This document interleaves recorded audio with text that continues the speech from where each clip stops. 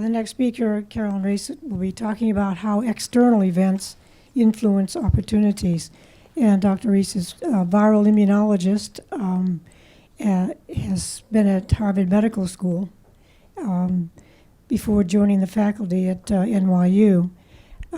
She's editor of a couple of Mary Ann's publications, Viral Immunology and DNA and Cell Biology. She's also had a patent and has another one pending. I do think that you are a glutton for punishment because you have chaired the Gender Equity Committee.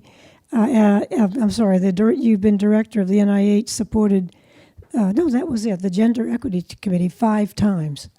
So you've got a lot to tell. Thank you. Okay.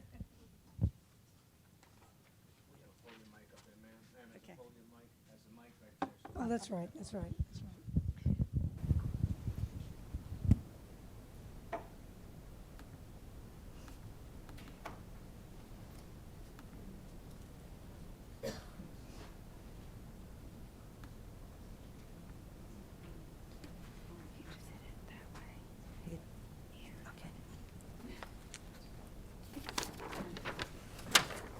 Good morning, and thank you for Rita for the gracious introduction, and for all of you for staying from this.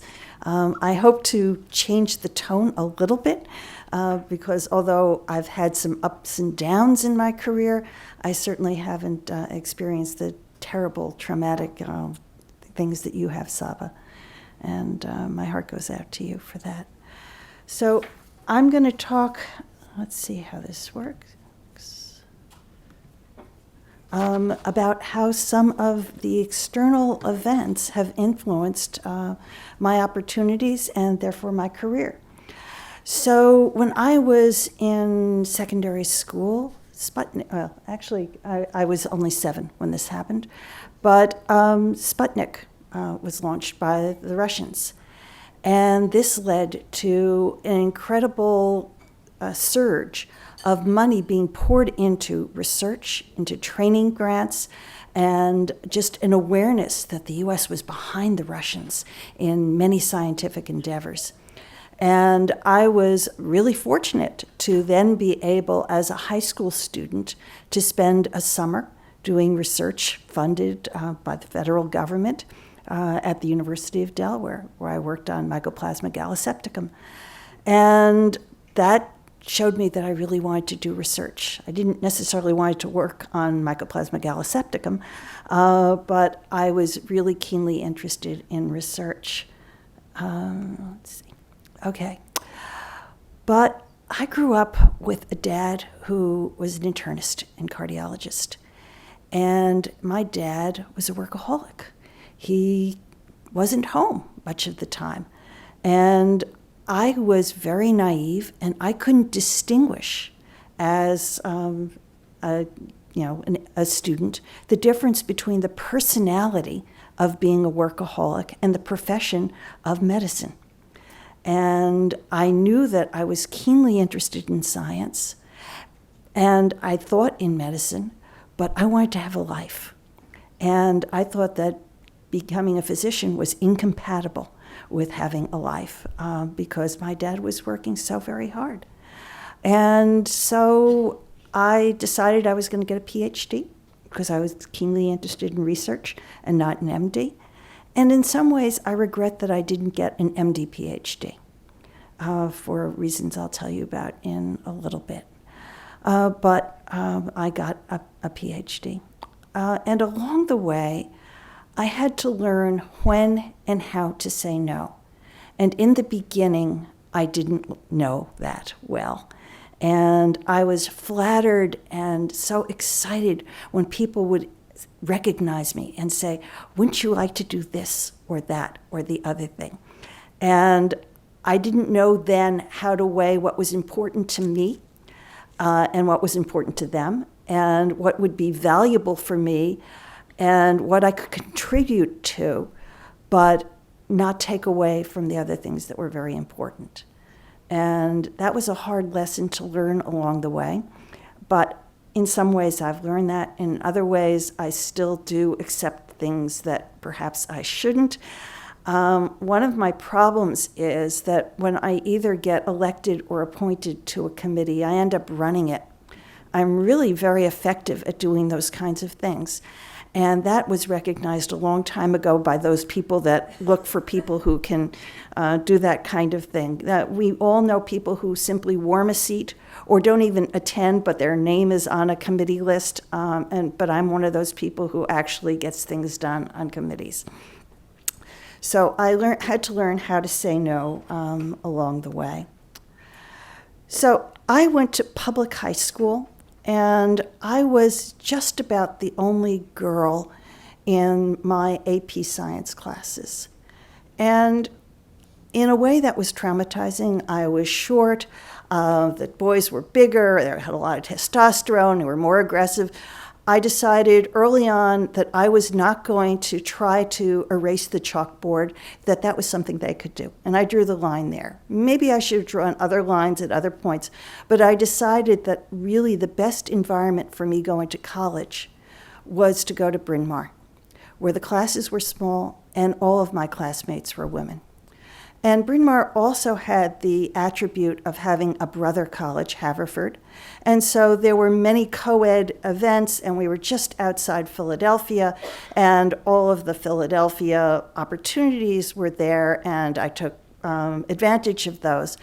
But I made the choice that I wanted the small class size of Bryn Mawr and the all-girls environment there. And there have been studies, and I can't cite you line and verse, but there have been a lot of studies that women do very well in all-girls institutions, whether it's at the high school level or at the college level. And it gives us the opportunity to develop much more independence and self-respect, and there have been studies that women who went to Wellesley compared to a comparable co-ed institution, the women who went to Wellesley went on to more higher ed and professional opportunities than the women who were just as intelligent who went to the co-ed institutions.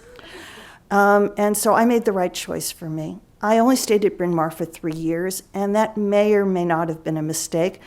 But I got married at the end of my junior year in college, and I had lower expectations for myself at that point in time. And perhaps that was, perhaps that was influenced by my dad and his workaholic thing. I thought I was going to be a genetic counselor. And so I was one of the first students in the genetic counseling program at Sarah Lawrence. And I found that inadequate. I wanted to know why these genetic defects occurred and how we could go about intervening and understand the mechanisms of them, rather than to be a social worker advising people who had already had one of these traumatic events of having a funny-looking kid, whether it was a trisomy or a point mutation. And while I was at Sarah Lawrence, I started doing research at Beth Israel Hospital, and that showed me again that I really wanted to do research, and I applied to many doctoral programs, got into Mount Sinai's in the microbiology department.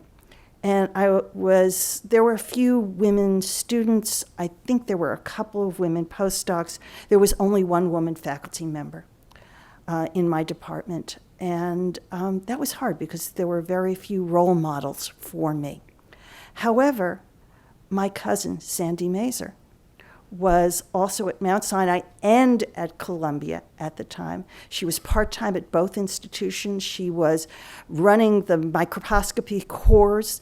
She was commuting with 2 kids out to Long Island. And it was a difficult time in her life. But she reached out to me, and first as a cousin and friend and mentor and role model, was an important guiding force for me at that point in my life. Somehow I had the self-confidence in finishing my program, where I was looking at basic aspects of the immune response to influenza. And I developed an assay that was for those of you who care about these kinds of things, measuring antibody produced in mice by looking at the lysis of flu-covered red blood cells. It was a modified urine plaque assay. And I developed a first CTL assay, cytolytic T lymphocyte assay, in mice for flu. At the same time that my friend Peter Doherty and Ralph Sinkernagel were doing their work on LCMV and winning the Nobel Prize with their research. And Peter started doing some work using the human system to study flu. And he later went back into the mouse system to study flu. So I was doing these studies and trying to understand how different formulations of vaccine, and I generated my own vaccines, could stimulate different kinds of immune responses. And it became clear to me that really the best kind of vaccine is a live attenuated viral vaccine. And that's now licensed and readily available as FluMist. And it's actually the only flu vaccine that I will ever advocate for anybody. The shot is worthless. But that's a very long discussion, and perhaps we can talk about it over lunch, but I would never advocate a shot unless you happen to be working in a hospital and then it's mandated. But that's to protect the patients. But I got this self-confidence and had, but while I was doing this work, my doctoral advisor, and I was his first graduate student, although he turned 50 when I was in his lab, Jerry Schliman was afraid that if I published as I went along, that someone would steal our work. And so everything that we published was published as I was leaving. But I had the self-confidence that I was doing this great work, that I applied for lots of high-profile postdocs. And the only one that I didn't get at that time was offered for starting a year later because there wasn't bench space at that point in time in that lab. But I went up to work at Harvard Medical School with Steve Burikoff in Baruch Benacerraf's department. And I'll talk about that in a little bit. But while I was there, I went there because they were doing real basic research on how the T cell worked. And I did cutting-edge work on antigen processing and presentation and cutting-edge research on cytolytic T lymphocytes. I brought viruses to that lab. They were working with simple protein antigens that were totally irrelevant in real life, but these were the models that were being used at that point by people who were doing basic immunology. But so at that point in time, I thought that the T cell was the center of the immunologic universe because it regulated what B cells could do. It regulates much of inflammation. It also has many effector functions.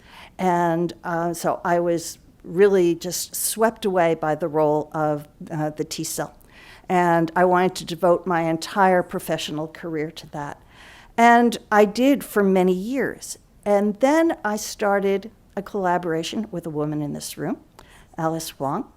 And it started because she had a virus that I was very interested in working with because of data from other people's labs. And she also had a very important new model that I hadn't worked in. And that was, working in flu, I'd been working in infections in the periphery, in the lung. And that is really different than infections in the central nervous system. And Alice had a model of putting drops of virus in the nose of mice, or the nares, and the virus would replicate in the olfactory receptor neurons and go up into the central nervous system. There is no synapse between the nose and the brain, and this is the only place in the body where there's no synapse between the periphery and the central nervous system. And we started this wonderful collaboration that went on for many years until Alice closed her lab and then moved on to many other wonderful endeavors. But I learned so much about the central nervous system and so much about how the immune system deals with infections in neurons, which is completely different with the way the immune system deals with infections of other cells. Neurons are forever, and if you kill them, you lose whatever they were doing, whether it was cognition or motor function, whatever it is, you can't. And so neurons don't express major histocompatibility complex molecules.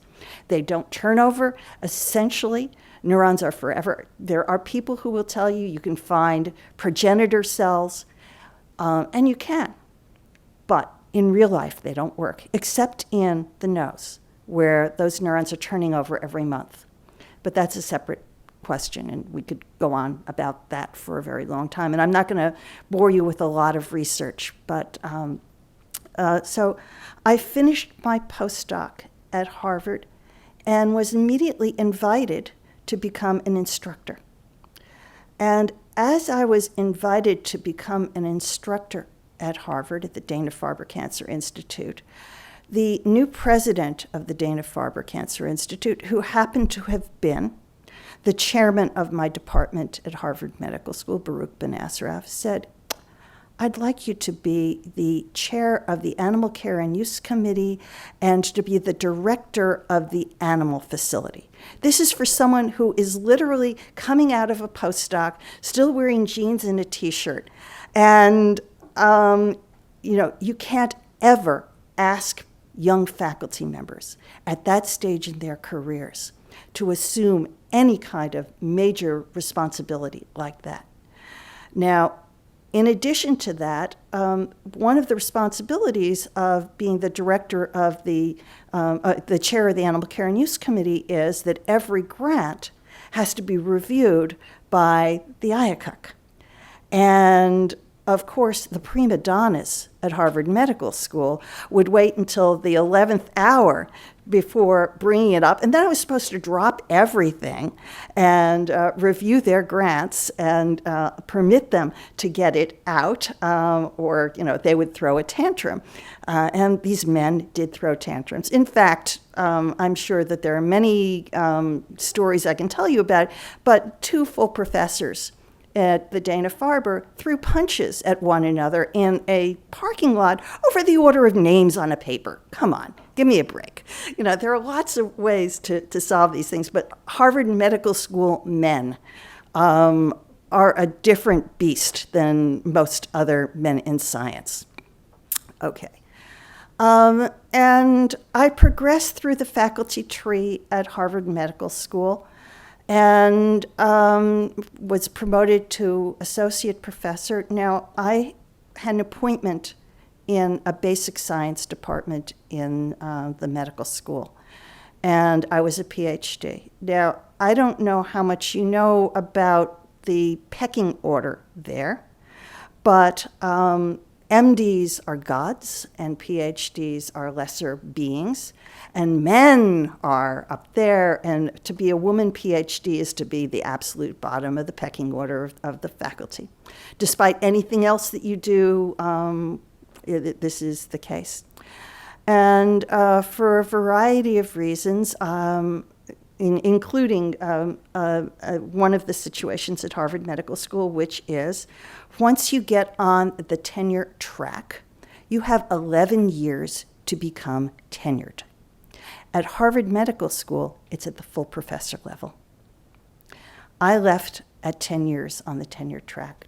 So I, for a reason I'll tell you in a minute, I started looking and was looking around and getting some interesting offers.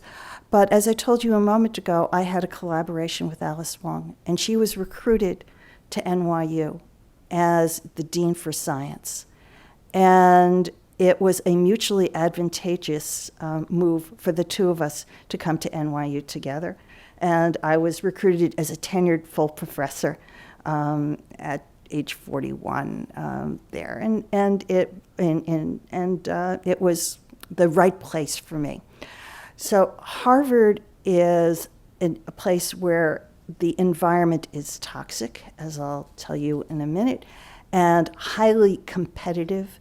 NYU is a place where there is community, and where women were respected and senior. So I've been at NYU since then. Okay, so there's a whole large body of literature on the role of different individuals in guiding us. And there are certainly our friends and colleagues. There can be mentors, there can be role models and sponsors. And I've had positive and negative impact on my career with many of these individuals. So Sandra Mazer, as I said a moment ago, is my first cousin, well, the wife of my first cousin once removed, from whom she's divorced. But I have nothing to do with Milton, her ex. I have everything to do with Sandy. She was first a friend and cousin, a role model, a mentor, and it's been a wonderful relationship with her. Jerry Schulman was my doctoral advisor, and I was his first graduate student ever, and he didn't know how to interact with me. We both had to learn how to work together. Alice Wong, I've told you about, who is a very important person in my professional life. Steve Burakoff was my postdoc advisor, and later my chairman when I was recruited to the Farber as an instructor, assistant professor, and associate professor. And I came down to NYU before he was recruited down to NYU to head the Cancer Center, and he's since left NYU to head the Cancer Center at Mount Sinai. Baruch Ben Asraf was first my chairman at Harvard Medical School in pathology, and then the president of the Farber when I was a junior faculty and member at the Farber. And Baruch was the one who said, "You will be the director of the animal facility." Although I published with him, he forgot that I existed. I had such a low profile in his circle that when he wrote an autobiographic essay, he listed all of the male cohort of the postdocs that were in my peer group, but I was omitted from that. And when I reminded him of it, he said, "Oh yeah, I'm sorry. But this is part of Baruch." And another part is, he said, that I didn't have the Michigan gene which mapped to the Y chromosome, and therefore I could not be promoted to be a full professor. So that was the reason why I left Harvard Medical School. It was a hostile environment for women, and it still is a hostile environment for women. And these are the statistics from the late 80s, when studies were done, and Harvard ranked very poorly compared to peer institutions, that is Harvard's peer institutions. They're in a different world than most other institutions. So at the instructor level, 30% of the instructors were women, and it drops by half at each promotion level. The pipeline is really leaky because the environment is so hostile. We call ourselves Harvard survivors. Now at NYU, when I came, there were 25% women, and now there are 30% women in arts and sciences, although arts and sciences has grown by 25%. So it's a very, very different environment, and the vast proportion of the women are full professors at NYU. Along the way, now my research has been interdisciplinary. I'm a viral immunologist, but I study viral immunology in the brain. Now, in the beginning, the immunology meetings would have 1/2 of one day of a week-long meeting devoted to viral immunology.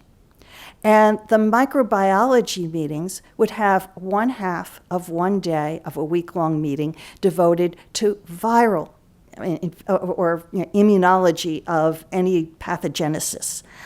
And so I decided I needed a meeting. And I got together with 4 men and approached the Keystone organization, and we ran 5 molecular, and actually it's still ongoing, but I ran 5 molecular aspects of viral immunity meetings. It was really important to me to be able to have a meeting where we all talked about the same thing from different aspects. The Sisterhood has been really important in supporting me throughout. When I was at Mount Sinai as a graduate student, there was an AWIS chapter. And I've been a member of AWIS ever since. As an immunologist, there was a women's support group. And among the things we've done is try to get women on programs, because it used to be that there were very few women who were on programs or organizing meetings. And until we are doing this service, it doesn't happen because we're invisible to the Old Boys Network. At Harvard, many of the few women faculty would get together for brown bag lunches. And among the things we shared was, to get work done, people would get up at 4 a.m. when the house was quiet, while their children were still asleep, and they would do work and then pack the lunches and get everybody out and come in and do their work. But we also all shared that, we had these bookends on our day. We had to get the kids out, and then we had to be back for the evening shift. That we carry the weight of everything. The Women's Faculty Network invited occasionally guests to these meetings, and we invited David Nathans, who at that point was in charge of Children's Hospital. And he started to be reflective, and he realized that he always had these support networks, and we didn't. And it gave him an appreciation that I think had some impact. He stopped making late meetings because it really was a challenge for women. When I got to NYU, I was asked by a handful of senior women to join what was a small group of the Women's Faculty Caucus in Arts and Sciences. And among the things we did, we got the tenure clock to stop for a year twice if you had family events. Whether you had a natural child or adopted a child or had to deal with an ailing parent, and whoever the parent was that was at home then, whether it was the father or the mother, got to stop the tenure clock for a year. And this was before there was federal litigation and legislation, and this is before the university decided to do this. So Arts and Sciences led with that. We developed, we lobbied for many things, including a daycare center, which we still haven't done. But one of the things that Alice did, and I'm very appreciative of that, is she got Harvard to establish the Longwood Medical Area Child Care Center. My older son was born as the Child Care Center opened. And I was fortunate to have daycare from 8 until 6, 5 days a week, except for Thanksgiving and Christmas and New Year's Day. Every holiday Monday was included. It cost me $1,000 a month 31 years ago. And when my second son was born, before he was born, I bought a seat and kept it for him so that I would have both kids in the same place. So, you can't do this if you don't have some income. And I was a junior faculty member at the time. Another thing is my ex had multiple sclerosis.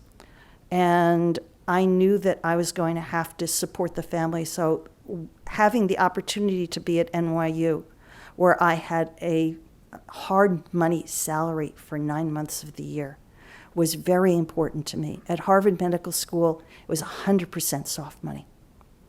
And so having that kind of security was really important to me. Along the way, you have to juggle things, and you have to try to make lemonade, and you can't anticipate everything's going to happen, and you can't do everything you want to do at the same time, but you can accomplish it.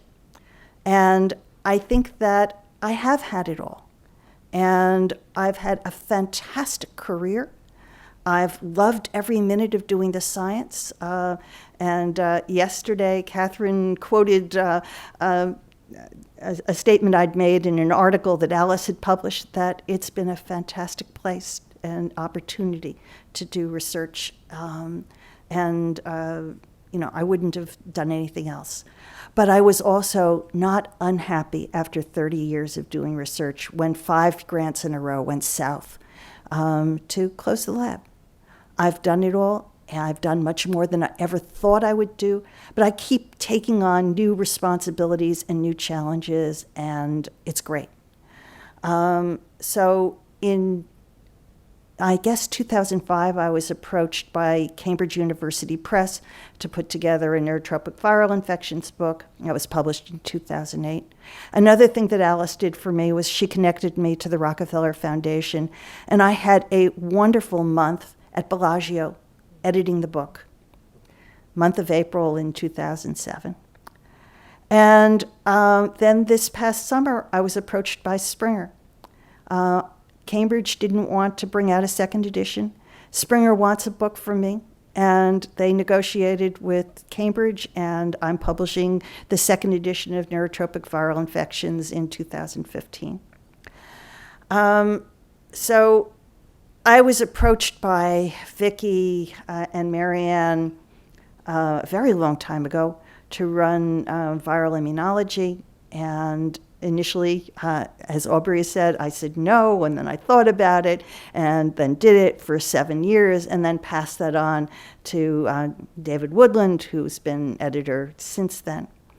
And then twice since then, they came back to me asking me to take on, first as a transient editor, and then a long-term editor, DNA and cell biology.